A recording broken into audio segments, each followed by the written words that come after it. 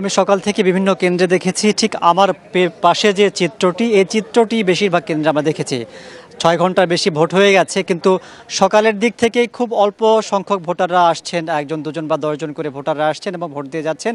আমি এখন আছি উত্তর মুলাটুল সরকারি প্রাথমিক বিদ্যালয় কেন্দ্রে। এটি রংপুর সদরে ২০ নম্বর ওয়ার্ডের একটি কেন্দ্র। এই কেন্দ্রে ১৯৭৪ জন ভোটার রয়েছেন, তার মধ্যে ৫৪০ জনের মতো ভোট দিয়েছেন। অর্থাৎ এই কেন্দ্রে আমি প্রায় ২০টি কেন্দ্র ঘুরে দেখেছি।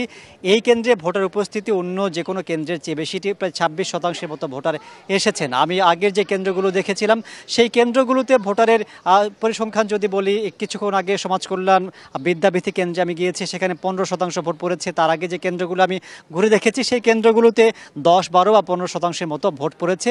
রংপুর ৩ আসনে আমরা যতটুকু জানি যে প্রায় ৫ লাখ ভোটার রয়েছেন। এখানে জাতীয় পার্টির চেয়ারম্যান তিনি এখানে প্রতিদ্বন্দ্বিতা করছেন এবং তার সাথে আরও ৫ জন প্রার্থী প্রতিদ্বন্দ্বিতা করছেন।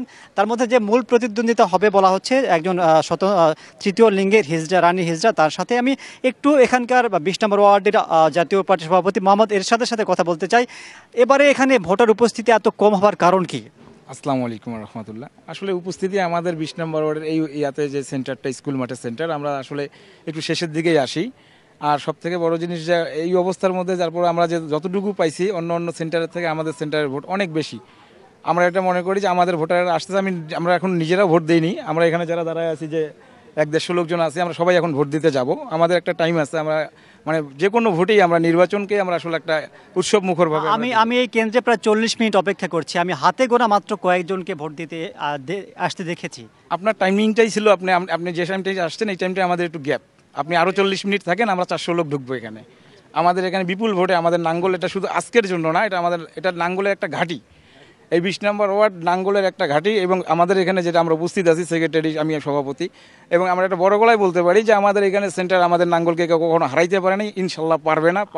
সেক্রেটারি, যেটা জোর দেওয়া হয়েছিল যে ভোটারদের কেন্দ্রে আনাটাকে বড় চ্যালেঞ্জ হিসেবে নেওয়া হয়েছিল, আপনারা মাঠ পর্যায়ে কাজ করছেন, ভোটারদের আনার ক্ষেত্রে কতটা কাজ করতে পেরেছেন আপনারা?